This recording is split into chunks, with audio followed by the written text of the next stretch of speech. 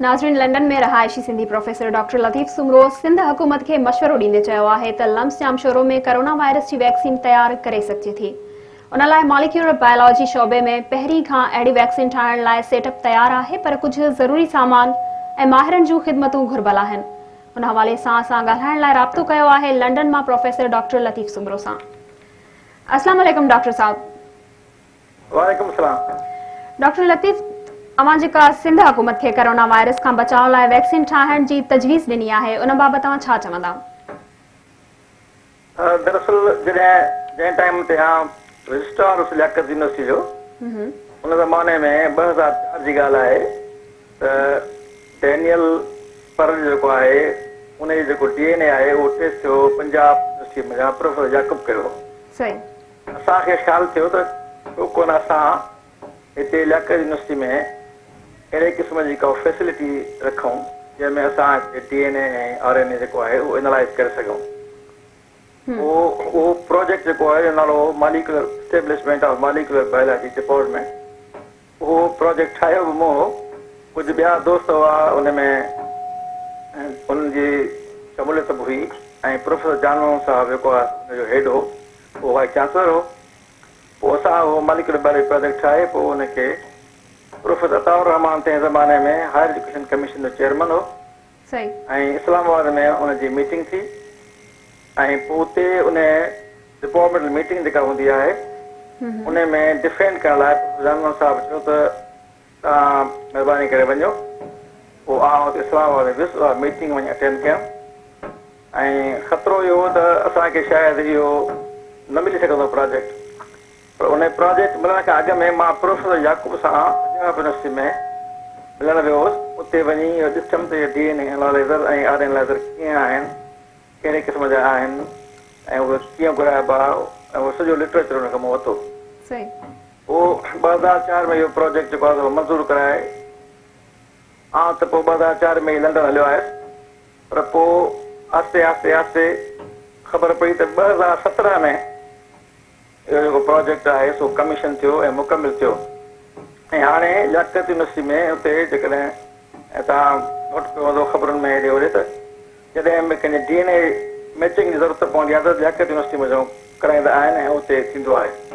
असल में असांजो ख़्यालु इहो हो त इहा जेको DNA ऐं RNA जेके मशीन्स एनालाइज़र जेके आया उन में असांजो मक़सदु इहो हो त असां अॻिते हली उन जा वैक्सीन ठाहिण जो जेको आहे जुज़ा पैदा करे सघूं ऐं असां जेको आहे वरी कैंसर जो जेको मर्ज़ आहे उनजी जेका आहे सा तशख़ीस में जेका आहे उनमें ॼाणप में ऐं छाकाणि त इहो जेको आम रूटीन जेका आहे बायोप्सी थिए थी उनमें काफ़ी कैंसर जा आहिनि जंहिंमें असां ख़बर ई कान अची पवे त कहिड़े क़िस्म जो कैंसर आहे। कैंसर तमामु घणा आहिनि, छाकाणि मुंहिंजो उन शोबे सां वास्तो आहे।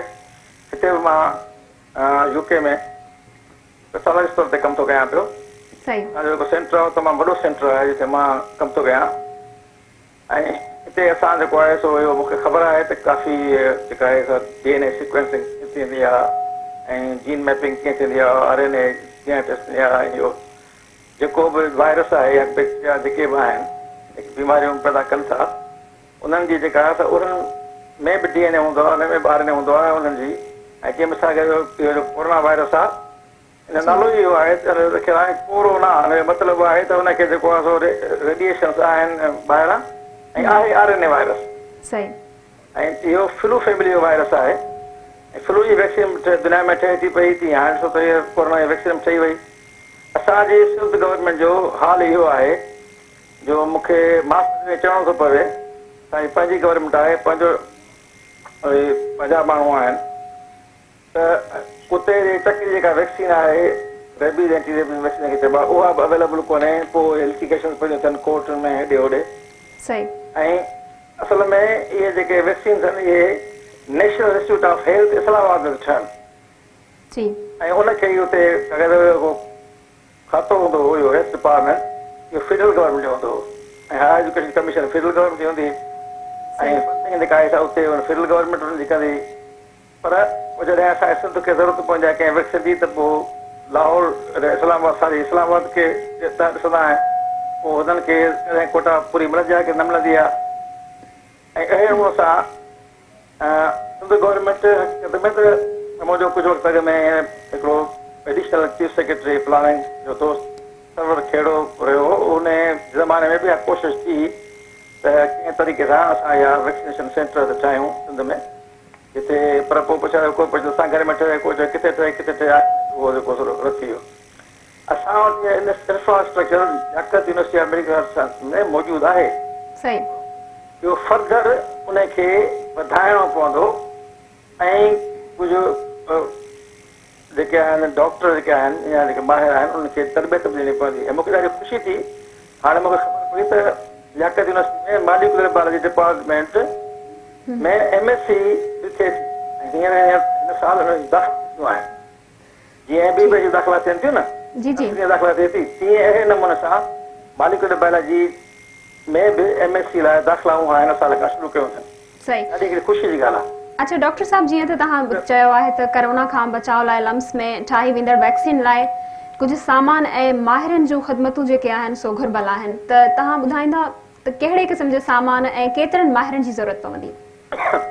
न उहो ॾिसो न, तव्हां ख़ैर कुझु त जेके याकत यूनिवर्सिटी में तमामु घणो अमलो आहे। जी जी, उन्हनि मंझां जेके आहिनि पैथोलॉजी डिपार्टमेंट में, मॉलिक्यूलर बायोलॉजी डिपार्टमेंट में, मैथमेटिक्स डिपार्टमेंट में, या थोरा माण्हू डॉक्टर कुझु जेके आहिनि काफ़ी डॉक्टर PhD बि आहिनि। सही। थोरी घणी ट्रेनिंग ॾियण बि मिसाल ॻाल्हि सारी मूंखे ऐं इहो UK मां ॾियारे सघिजे थी। हिते ऑक्सफर्ड में वैक्सीनेशन सेंटर आहे, ऑक्सफर्ड में वैक्सीन ठहे थी, एस्ट्राज़ेनेका कंपनी जेका वैक्सीन आहे उहा हिते ठहे। पर फाइज़र कंपनी आहे ख़ैर उन्हनि त जर्मनी में, हुनजो जेको अमेरिका में जिते किथे हुननि जो ब्रांचिस आहिनि। ऐं ड्रग कंपनीज़ खे जेकॾहिं इनवॉल्व कबो त हरू भरू अजायो पजायो उहो तमामु घणो उहो पंहिंजी कमीशन खाईंदा, पंहिंजो नफ़ो खाईंदा ऐं तमामु वॾी क़ीमत ते उहा वैक्सीन जेका ठाहे या कनि था, जीअं दुनिया में सॼी में थियो थो पियो। पर सिंध गवर्नमेंट वटि एतिरो फंड आहे हेॾो जेको पाण चाहिनि त बाक़ी हाणे चाहे त तख़मीनो केतिरो ईंदो उहा प्लानिंग जेकॾहिं मूंखे सिंध गवर्नमेंट जा माण्हू मूंसां अप्रोच कनि त मां उन्हनि खे ॿुधाए सघां थो या पोइ प्लान ठाहे सघां थो। मां पाण हिते जेको सो जॉब कंदो आहियां त इन करे मां हिते काफ़ी जेको सो मशगूल थो रहां। ऐं हाणे हींअर बि ईस्टर जूं छुटियूं हुयूं त मूंखे दिमाग़ में ॻाल्हि घणे वक़्त खां वठी हूंदी। अॼु वरी पोइ मूं इहा फेसबुक ते ॻाल्हि पधरी कई, कुझु दोस्तनि खे ॿुधायमि ऐं सिंध डॉक्टर्स UK वारनि खे बि मुंहिंजे हिकिड़े दोस्त जे थ्रू, मां हुनखे डायरेक्ट हुनखे कोन अप्रोच कयो, पर डॉक्टर अलीगुल मेतलो आहे, उहो माशाल्लाह हिन मामले में तमामु घणो तेज़ आहे। उन मुंहिंजी जेका फेसबुक ते जेका मूं ॾिनी उनखे ख़बर खे तमामु घणो जिते किथे हुन प्रोपगेट कयो, डिसेमिनेट कयईं। मां हुनजो थोरातो आहियां ऐं मूंखे लॻे थो त हाणे आस्ते आस्ते सिंध गवर्नमेंट ताईं ख़ुदा कंदो त ख़बर पहुचंदी ऐं ज़रूरु CM सिंध जेको आहे इमरान शाह माण्हू सुठो आहे। डॉक्टर लतीफ़ सुमरो साहब उहा डॉक्टर आहे ऐं हुनजो बि हिते, हा जी मां छा ॻाल्हि पियो कयां त हुनजो बि हिते किंग्स कॉलेज में हिते ट्रेनिंग कयल आहे। हालांकि हुन आर्कोलॉजी में ट्रेनिंग कयल आहे पर उनखे बि थोरी घणी नॉलेज आहे। ठीकु, सही। ऐं मां हिते कॉलेज में बि कुझु वक़्तु ट्रेनिंग वरिती आहे त हुते हुनजी तारीफ़ पिया करण ॿ टे डॉक्टर मूंखे मिलिया जिन मां पुछियो त तूं अॻियां पहुची वियो ऐं मुंहिंजी सां मुलाक़ात करने का, पर उहा हींअर असांजे मिनिस्टर आहे, हेल्थ मिनिस्टर आहे, तो चयो त ॾाढी सुठी औरत आहे, हीअ ॾाढी सुठो हिते इम्प्रेशन छॾियो हुई। ठीकु आहे डॉक्टर लतीफ़ सुमरो साहब, मेहरान TV सां ॻाल्हाइण लाइ तव्हांजी तमामु घणी महिरबानी।